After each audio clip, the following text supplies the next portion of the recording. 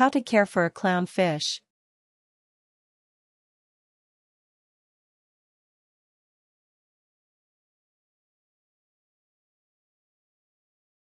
The Ocellaris clownfish, or just clownfish for short, is a small tropical fish famous for its bright orange and white coloration and its affinity for hiding in clusters of sea anemones. Whether you're an experienced marine life enthusiast or just a fan of Finding Nemo, caring for a clownfish can be a somewhat serious commitment, so it's important to understand exactly what the job entails before you make your purchase. Luckily, compared to many other tropical fish, clownfish are generally quite hardy and simple to care for. Part 1: Setting up your tank. Step 1: Buy at least a 20 to 30 gallon, 75.7 to 113.6 L tank. A suitable tank is crucial for having a happy, healthy clownfish. Unfortunately, online pet care resources can differ greatly when it comes to tank recommendations for clownfish. Some sources recommend a minimum tank size of just 8 to 10 gallons, while others suggest a minimum of no less than 20 or 30 gallons, 75.7 or 113.6 L. As a general rule, it's almost always better to have a tank that's too big than one that's too small, as small tanks require extra maintenance and can be much more susceptible to sanitation problems. Thus, for the clownfish's health and safety, most new owners should aim for at least a 20 to 30 gallon, 75.7 to 113.6 L tank. The dangers of having a tank that's too small can't be overstated. If the filtration system in the tank is insufficient, impurities can quickly build up in the tank's water, leading to health problems for the fish like fin rot, marine itch, and more. In addition, if multiple fish share the tank, cramped quarters can cause territorial competition, which may lead to stress, injury, or even death. Step 2: Place your tank in a safe, secluded spot.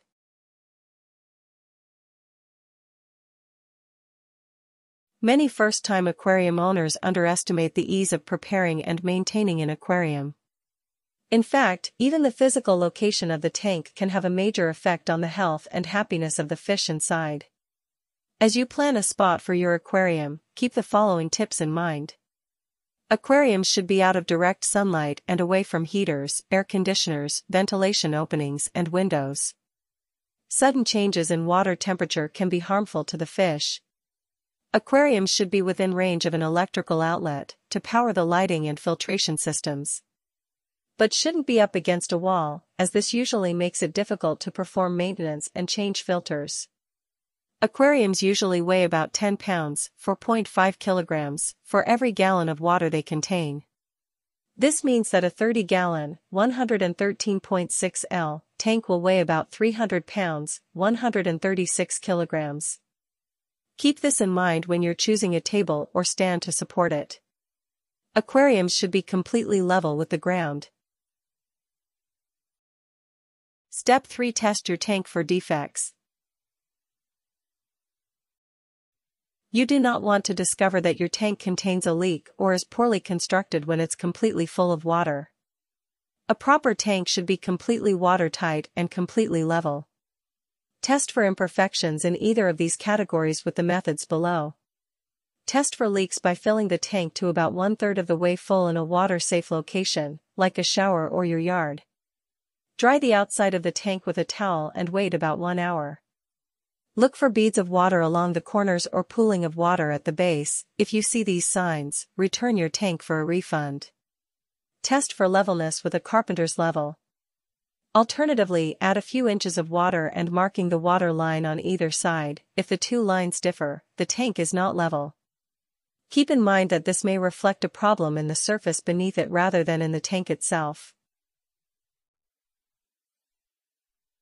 Step 4: Add your filtration system. A good filtration system is crucial for any aquarium, especially, as noted above, smaller ones. Unlike in the ocean, in an aquarium, there's nowhere for impurities from biological waste to go, so it's necessary to remove them by a filter so that they don't build up and start harming the fish. Though filtration systems can vary greatly from product to product, below are some very general instructions for setting up a typical under gravel filter. For a saltwater aquarium, consult your product's packaging or the personnel at a local pet store for more information. Rinse all parts of the filtration system and place the lower filters, which usually resemble square grids or plates, at the bottom of the tank. Attach all necessary tubes, valves, and air pumps to the lower filters. Usually, the filter system will contain something called a check valve, which is marked with an arrow. The arrow should be pointing up and the valve should be about 3 to 4 inches from the main air pump. Attach the lift tubes to the filter plates, then attach the power heads to the lift tubes. The power heads should sit below the surface of the water when the tank is full. Note: a special, separate type of filter called a protein skimmer is recommended, but not always required. Step 5: add the substrate and/or air stones.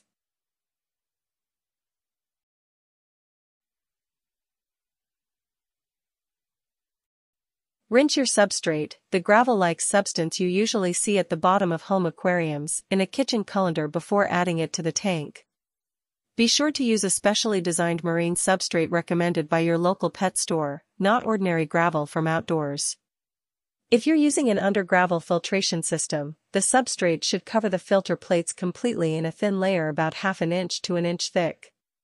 If you're using air stones, decorative devices that produce bubbles and circulate the water, rinse them and add them to the bottom of the tank now. Step 6: add plenty of hiding places to the aquarium.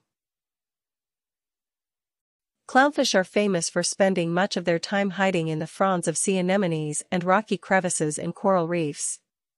Give your clownfish a happy home by adding plenty of rocks, plants, artificial reef formations, and decorations for it to hide in. Rinse each new addition to the tank before adding it.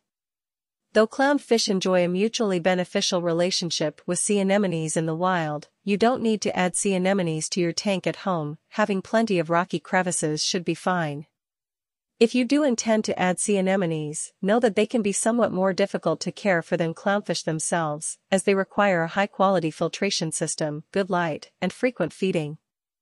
Consult an online aquarium resource like aquacon.com for detailed anemone care information. The following sea anemone species make good hosts for clownfish: Intacmia quadricolor, Heteractis magnifica, Sticodactyla gigantea, and Sticodactyla hedoni. Step 7: fill the tank and add marine salt. If you have everything above sorted out and your tank appears to be in good working order, fill it to the top with water. Finally, add enough marine salt to produce a specific gravity of 1.020 to 1.026, which is the ideal salinity level for clownfish. The amount you need will differ based on the size of your tank. Larger tanks will need more, while smaller tanks will need less. Consult your marine salts packaging for exact usage instructions. Most pet care resources recommend using a device called a hydrometer to measure the specific gravity of your tank. Commercial-grade varieties are usually available at pet stores for cheap. In addition, many pet stores offer free water testing services. Understand that tanks can require up to a day to achieve a uniform salinity, so be willing to let your tank sit for up to 24 hours after adding your salt. Don't use table salt in place of marine salt. Marine salt contains special chemical additives not found in ordinary table salt. Step 8: add the clownfish. Your tank is ready to go. At this point, you may add your clownfish and start caring for it according to the directions in the section below.